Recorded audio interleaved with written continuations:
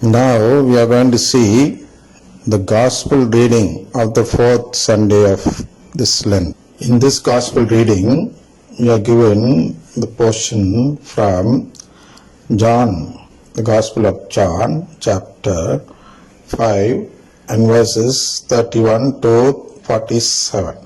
This portion seems to be a very important portion for us to have a good comprehension of the Bible. And since it is a big one also, I'll just read a little bit of it and start from 31. If I testify about myself, my testimony is not true.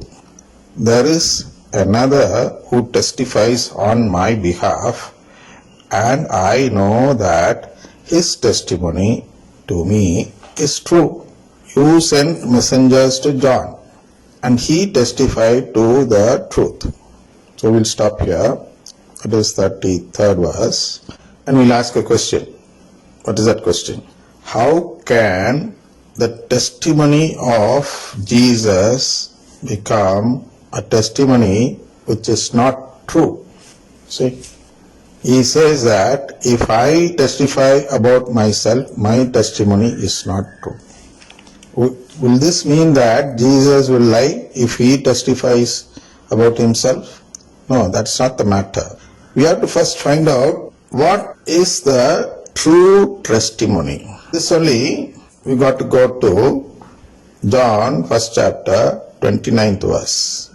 Because Jesus here says, there is another who testifies on my behalf, and his testimony to me is true. So what did John testify in the first chapter of the Gospel of John, 29th verse? I'll read the verse to you first. The next day he saw Jesus coming toward him and declared, "Here is the Lamb of God who takes away the sin of the world." This is actually the testimony which Jesus needs. Why? That we'll see now.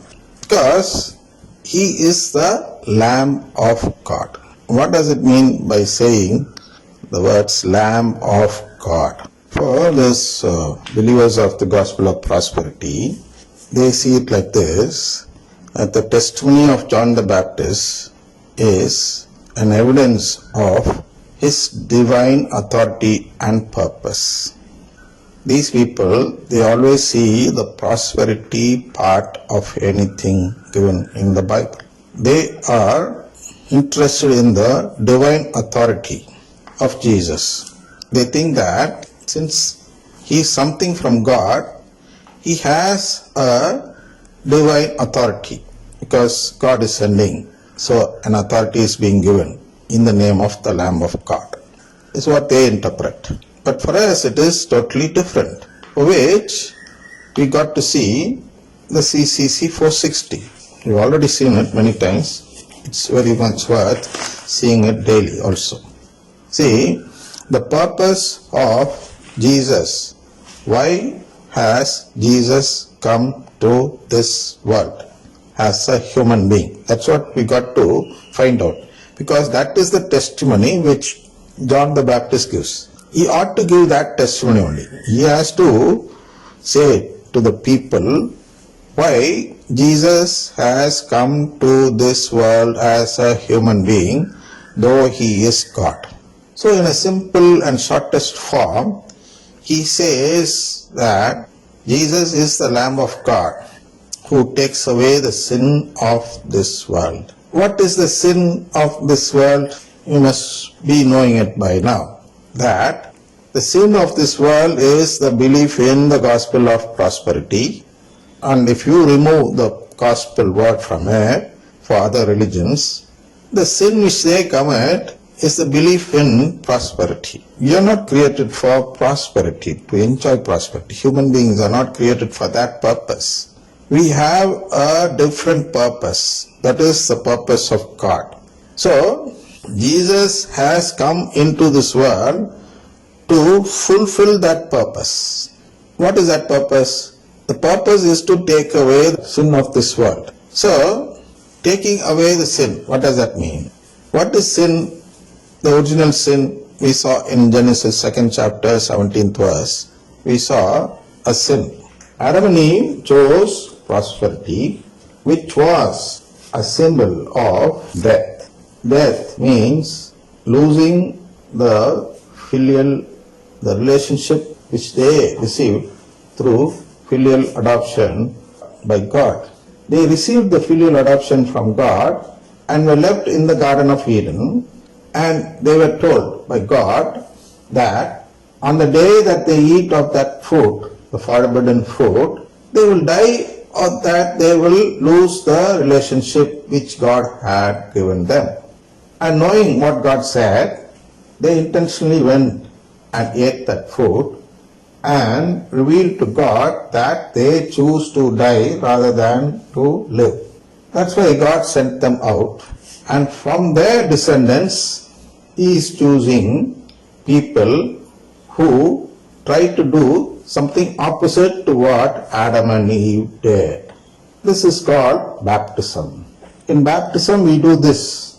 We do something opposite to what Adam and Eve did. Adam and Eve chose death. When do we do the opposite? If we choose life, then we are doing an act opposite to what Adam and Eve did. Therefore, that is a sin. See, once they do an act that takes away the relationship between God and us, that act is called a sin, actually. And according to the gospel of prosperity or the prosperity believers, sin is something which offends somebody in this earth. But the real sin, which is called original sin, is an act which offends God. Then only offense against humanity will come. First, divinity.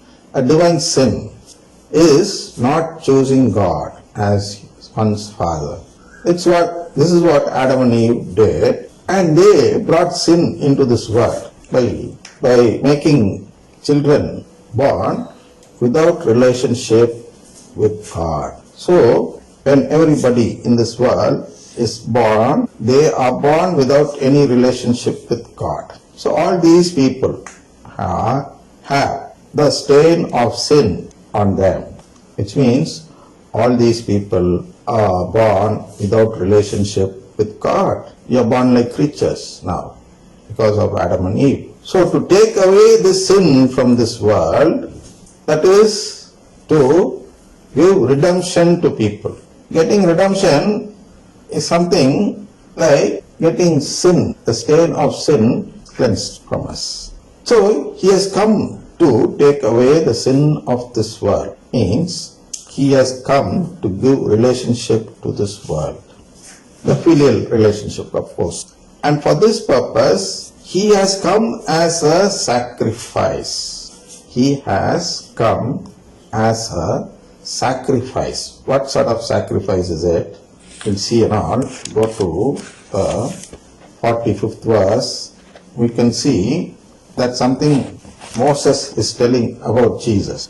And if we look into it, we can see about 6 types of offerings or sacrifice. In Leviticus, 1st chapter, we see details about burnt offerings.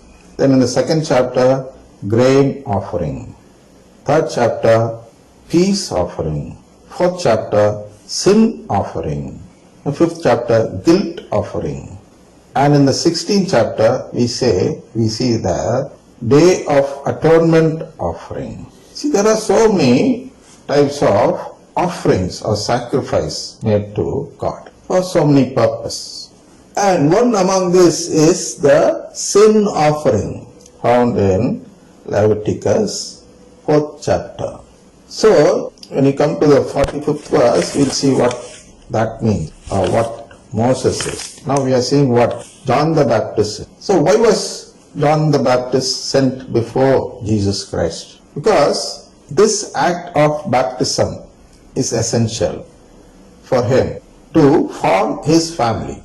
Jesus wanted to form his family on this earth here and then select them as a whole from this world and take them to heaven. This was his plan. So to form the family here, we need people who could do the act which is opposite to the act which Adam and Eve did. So it was a word given to John the Baptist, of course. It was a word given to John to find out people who are ready to do this work of acting against what Adam and Eve did. So these people came to John the Baptist, and they showed their willingness to do something opposite to what Adam and Eve did. And when people came with such decision, he immediately gave them an outward sign showing that they are people who have done this act which is against Adam and Eve's act. That this external sign which John gave is called baptism. Baptism was in practice before even John the Baptist. It was there in some other group, belief in some other group. And John the Baptist brought that belief into this church.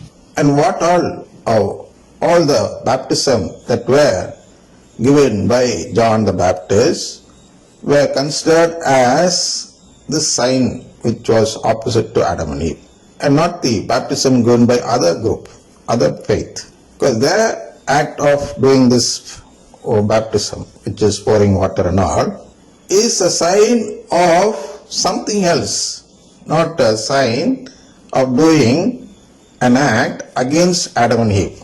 They believe in something else, and for that purpose they did the same rite or the ritual.